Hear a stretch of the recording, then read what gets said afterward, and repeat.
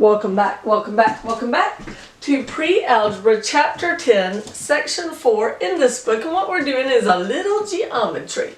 We're not doing everything in this chapter, but we're doing a little bit. And I don't want you to go any further. So if the problems, there are example problems in the book, go beyond what I'm showing you, just turn the page. We got to save something for geometry. We have to save something for 10th grade or whenever you take it. All right, so what we're going to talk about this time is the circumference and area of a circle. So the circumference is how far around it is to go around a circle. The area is like the area to cover it. Say I've got a round pool and I want to cover it with my pool cover. How much plastic do I need to cover my round pool? I used to have a round above ground outdoor pool when I was a kid. Alright, so let's go over some things. Here is a circle. Now, in reality, it should be perfectly round, but I didn't draw it perfectly round. I used to teach a physics class in public school where the guy would draw just a perfect circle freehand on the board. And in psychology class, the kids would learn that if you could draw a circle perfectly round freehand, you were mentally unbalanced. And they would all go, every single year when they would see him draw the circle, they go, Miss Blackburn, he is messed up.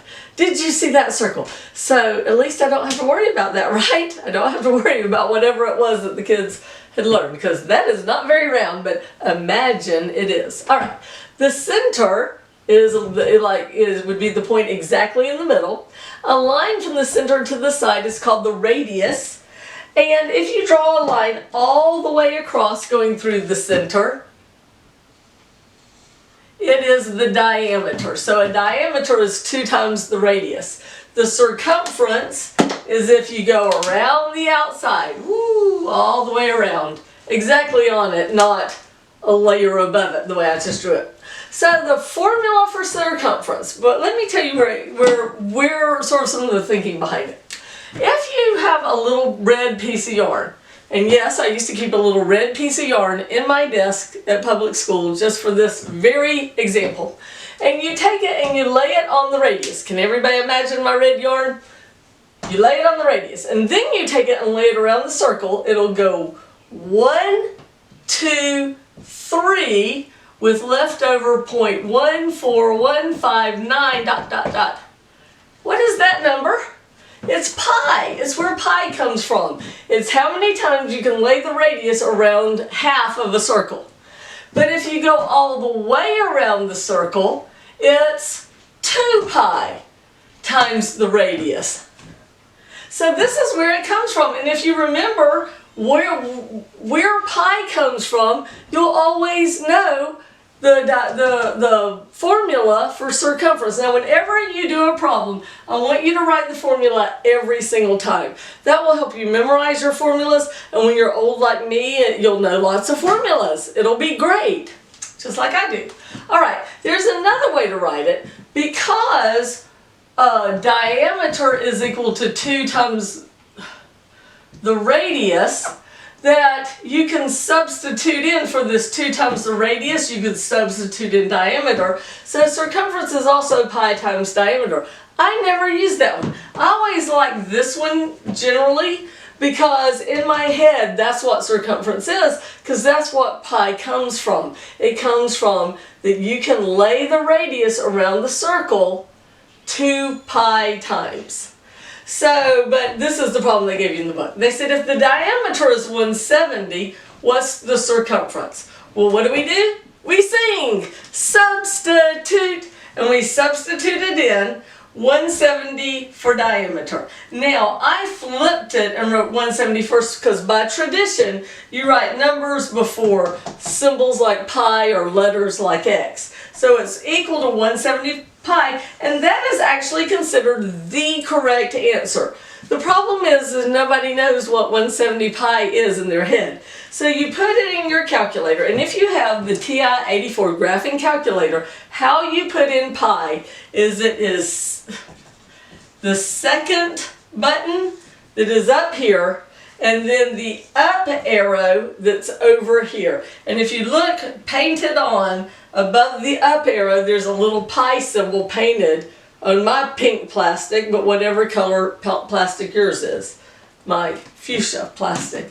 So that's how you do it. Now, so you put it in 170, second up arrow, that'll give you pi, you hit enter, and it's approximately equal to 533.8. It's not, the decimal goes on forever because pi as a decimal, as a thing goes on forever as a decimal. So you don't say equals, you say approximately equals.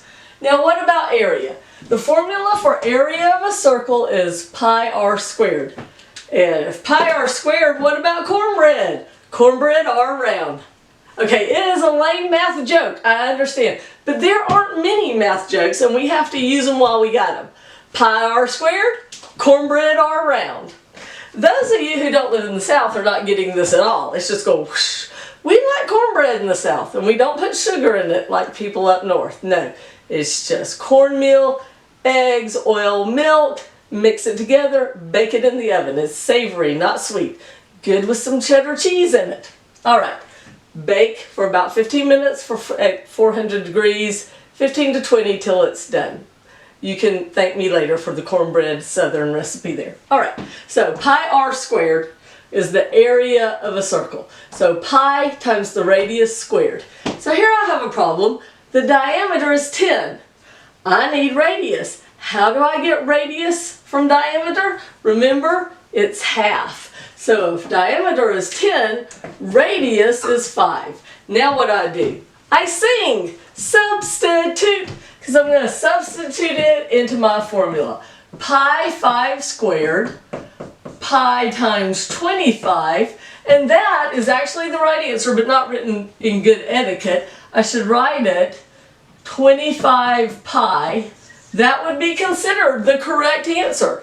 But the answer we're going to understand better is if we put 25 times pi in our calculator and get 78.5. Now, sometimes your books will round pi off to 314.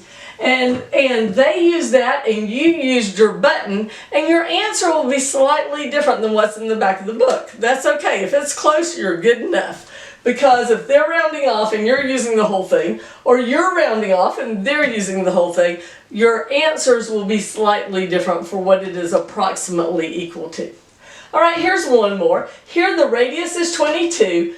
What's the area? Area is pi r squared. So pi r squared, pi 22 squared. 22 squared is 484 pi. And this is the correct answer. But we want to know the approximate answer, so we do 484 times pi in our calculator, and we get it's 1520.5 about.